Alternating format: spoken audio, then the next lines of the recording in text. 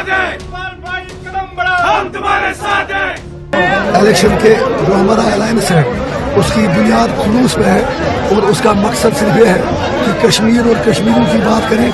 ना बड़ी अच्छी बात है कि आहिस्ता आहिस्ता इंजीनियर रशीद साहब और उनकी पार्टी की असलियत जो है वो लोगों तक पहुंच रही है। उन्हें यहाँ 20 दिन के लिए छोड़ा गया है वोटों को तकसीम करने के लिए, और उसी बात का नतीजा है कि उन्होंने अपने खुद के कैंडिडेट्स को अब खजल करना शुरू किया। ये जो उनके कैंडिडेट जिन्होंने मैदान छोड़ के आज नेशनल कॉन्फ्रेंस में आए हैं, वो तो अपने AIP के तरफ से इलेक्शन लड़ने की तैयारी कर रहे थे। एंड मौके पे फिर इंजीनियर रशीद साहब ने उनको धोखा दिया और छोड़ दिया, पता नहीं किसके कहने पे। आज वो नेशनल कॉन्फ्रेंस में आए हैं और हम उम्मीद करते हैं कि इसका असर न सिर्फ उन इलाकों में पड़ेगा जहां परसों पोलिंग होनी है, लेकिन उसके बाद सेकंड फेज और खासकर थर्ड फेज में भी।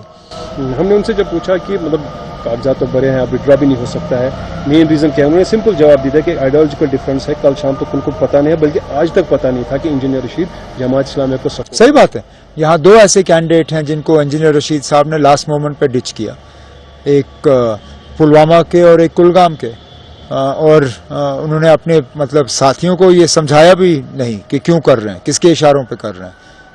लेकिन अब चलिए, उन्होंने अपने साथियों को कॉन्फिडेंस में लिया नहीं, और ये उस बात का नतीजा है। और साहब एक अहम सवाल जो शायद आज तक आपको किसी ने नहीं किया होगा, लेकिन प्रेजेंट सिचुएशन में पूछना बहुत ज़रूरी है। लोगों में कन्फ्यूजन है हर तरफ से, जब उनको तकरीरें सुननी पड़ती है, ए पार्टी बोलती है बी से ठीक नहीं है, बी बोलती है ए नहीं है, क्लेम्स, लेकिन परेशान है लोग। एक अच्छी सरकार मिले, किस पर भरोसा करे? अब हमने इसलिए 2 चीजें की नेशनल कॉन्फ्रेंस के हवाले से। एक तो हमने अपना मंशूर इलेक्शन अनाउंस होते ही लोगों के सामने रखा, क्योंकि हम चाहते थे कि लोग इस पे गौर करें, लोग देखें, जो वोटर हैं हमारे, वो हमारे मैनिफेस्टो को पढ़ें, समझें और देखें कि हम किन किन चीज़ों का वादा कर रहे हैं अगर हमें हुकूमत संभालने का मौका मिलता है। लेकिन उसके साथ साथ हमने ये भी किया कि हमने लोगों के दिलो दिमाग से वो शक व शोबा निकाला कि कहीं हम बीजेपी के साथ मिले तो नहीं है, इसलिए हमने कांग्रेस के साथ एक प्री पोल अलायंस किया।